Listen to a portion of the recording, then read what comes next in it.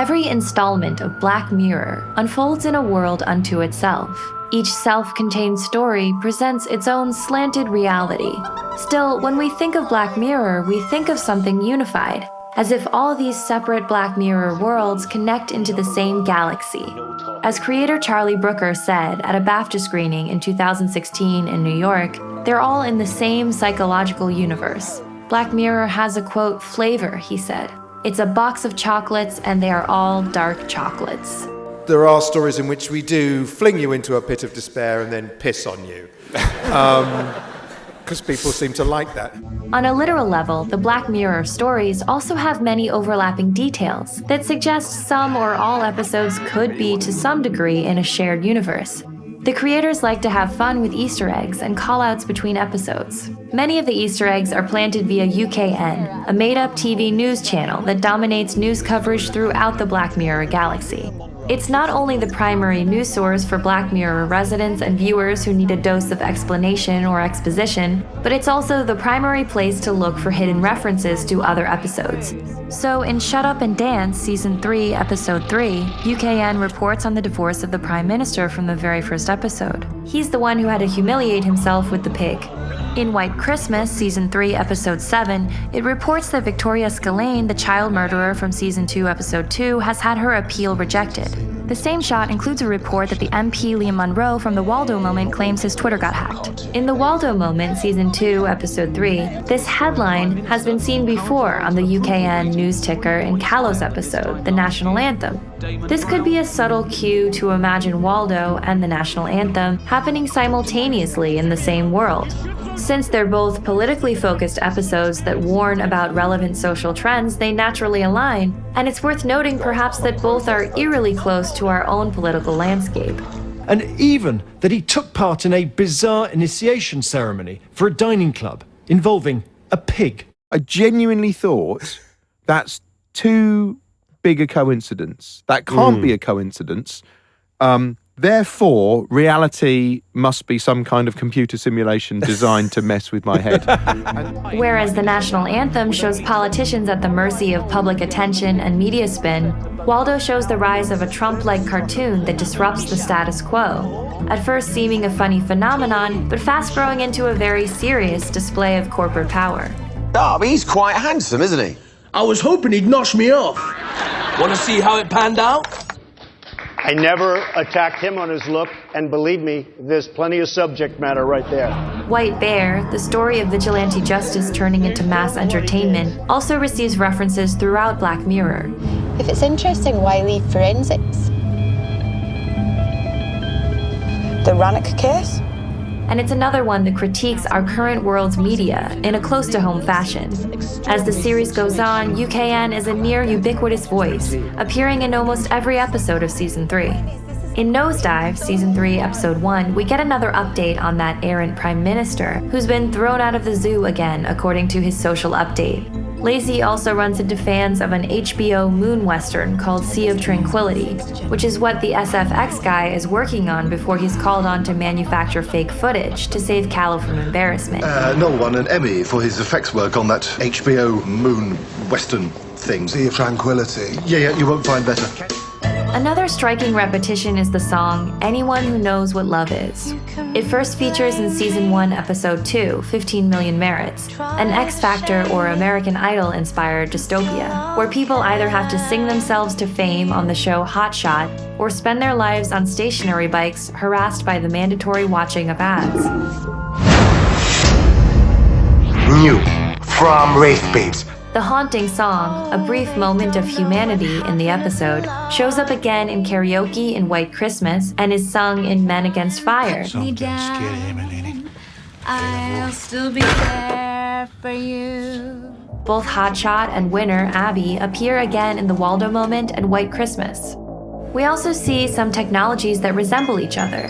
The Z-Eyes, the augmented reality devices implanted in eyes in White Christmas, bear a striking resemblance to the Grains, the ear implants that record everything from the entire history of you. The Z-Eyes seem to be an improvement on the Grains, which could suggest that White Christmas takes place later in the same universe as the entire history of you. Still, while the writers like to make connections, Brooker says he doesn't like to hold to that religiously, because he feels it would limit what they could do. So now let's talk about the Black Mirror flavor.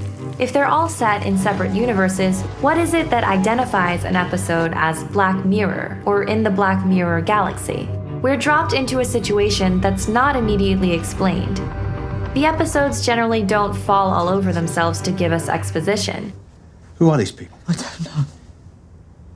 Who are you? Not them. They wait for the facts of the universe to be revealed gradually through events. Often, what we gather in the opening minutes is far from the whole picture, as there tends to be a twist or major reveal in the later minutes of the show.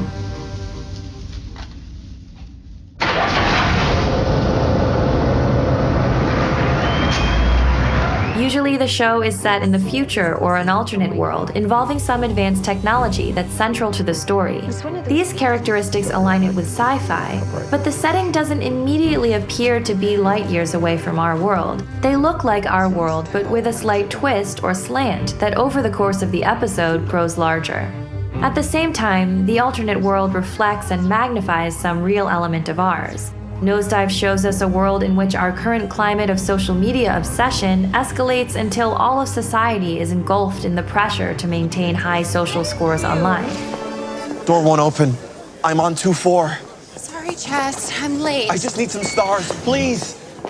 There's also an element of horror, or dystopia. As Brooker says, it's dark chocolate. At first, the worlds seem promising or intriguing, but they expose their dark underbellies. Like the title suggests, it's a mirror of our society, but a black one. It holds up a reflection of how the path we're currently heading on could lead to misery and dystopia. Feedback at this time. I'm on double damage. Please, remove yourself from the airport immediately. As we begin watching an episode, we find it tinged with foreboding. We are waiting for the shoe to drop. We almost come to expect the twist, and we know it won't be good. But what exactly that twist is, and its moral, might catch us by surprise. Thus, that intellectual suspense keeps us wanting more. What if those are his real targets? The people on the list? Everyone who took part? The message common to all Black Mirror is more or less, beware. Let's think about all this a little more carefully and look before leaping. We should examine the snap choices we make in the name of progress without thinking through the long-term consequences. Bryce Dallas Howard, the star of Nosedive, spoke about that episode in relation to the term thintelligence, invented by Michael Crichton in the Jurassic Park novel. He describes thintelligence this way.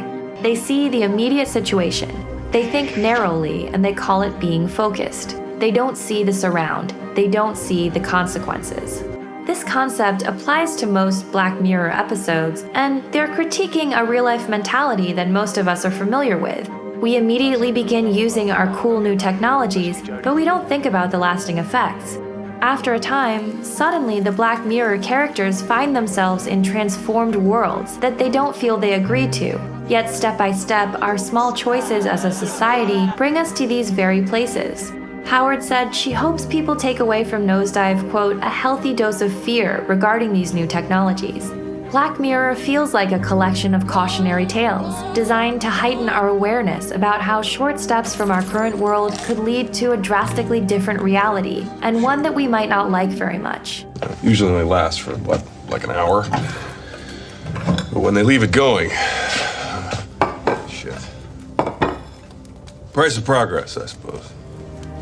Even if they're all different, each episode might be described as a thought experiment, designed around a clever what-if that speaks to something very close to us. The anthology series is a rare and challenging format to pull off in a visual medium. Almost all TV relies largely on our emotional investment in recurring characters. We care what happens to them week to week. Black Mirror gives us no recurring characters.